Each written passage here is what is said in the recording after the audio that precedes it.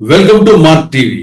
నిన్నటి నుంచి ఆంధ్రప్రదేశ్లో జరుగుతున్న పరిణామాలు ఏవైతే ఉన్నాయో, అలాగే అంబటి రాంబాబుకు సంబంధించి ఆయన సీఎం చంద్రబాబు నాయుడుని దూషిస్తూ, ఆయన తల్లిని కూడా దూషిస్తూ ఏదైతే వ్యాఖ్యలు చేశాడో, దాని తదనంతరం జరిగిన ఆయన ఇంటిపైన దాడి కానివ్వండి, ఇతరత్ర కొన్ని వ్యవహారాలపై మాట్లాడేందుకు జడ్జి రామకృష్ణ గారు మనకు జూమ్ లైన్లో అందుబాటులో ఉన్నారు. గుడ్ ఈవినింగ్ రామకృష్ణ గారు. గుడ్ ఈవినింగ్ లలిత్ గారు.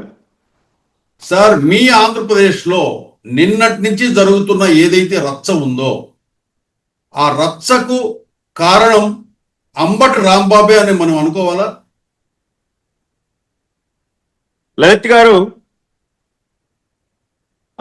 తెలుగుదేశం పార్టీ అన్నా, తెలుగుదేశం పార్టీ నాయకత్వం అన్నా, చంద్రబాబు నాయుడు గారన్నా మహిళలకు ఎంత ప్రేమ, అభిమానం, ఎంత గౌరవం ఉందో నిన్నటి సంఘటన ఒక్కసారి రుజువు చేసిందని నేను చెప్పగలనండి. ఇందులో తప్పొప్పుల గురించి మాట్లాడుకునే ముందు అంబటి రాంబాబు ఒక సీనియర్ పొలిటీషియన్ ముందుగా. ఎందుకంటే ఆయన వైఎస్ రాజశేఖర రెడ్డి గారి యొక్క టైం నుంచి ఆయన అనేకమైనటువంటి బాధ్యతాయుతమైనటువంటి పదవులు చేసి ఉన్నాడు. పైగా ఒక మాజీ మంత్రివర్య, ఒక గొప్ప సామాజిక వర్గానికి ఒక నాయకుడుగానే భావించాలి, ఆ సామాజిక వర్గంలో ఉన్న ఒక నాయకుడిగానే భావించాలి. అటువంటి వ్యక్తి ఎందుకో గతి తప్పాడండి. ఎందుకంటే విషయం ఏంటంటే, తిరుమల తిరుపతి దేవస్థానం యొక్క ప్రసాదంలో జరిగినటువంటి, ఆ లడ్డూ ప్రసాదంలో జరిగినటువంటి అవకతవకలు, ఆ యొక్క పాపపు సంబంధించిన అంశాన్ని రాజకీయాలకు వాడుకుంటున్నటువంటి ఈనాటి రాజకీయాల్లో అంబటి రాంబాబు ఒక స్టెప్ ముందుకేసేసాడు.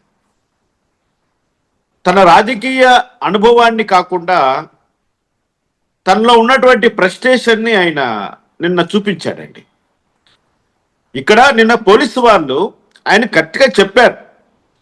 ఆయన లేదు సార్, లేదండి నేను గుడికి వెళ్ళి ప్రెస్ అడ్రస్ చేసి వెళ్ళిపోతాను అన్నాడు.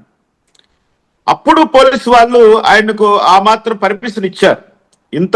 ఎందుకంటే రాష్ట్రంలో ఈ విషయమే ఎన్ని చోట్ల కొంచెం వ్యవహారం సున్నితంగా మారింది కాబట్టి పోలీసు వాళ్ళు కూడా కొంచెము ఆ సమయంతో నిన్న ఉన్నారు. వాళ్ళు ఆయన పర్మిషన్ ఇచ్చారు, మరి రైట్ ర్యాలీగా డినై చేయకుండా.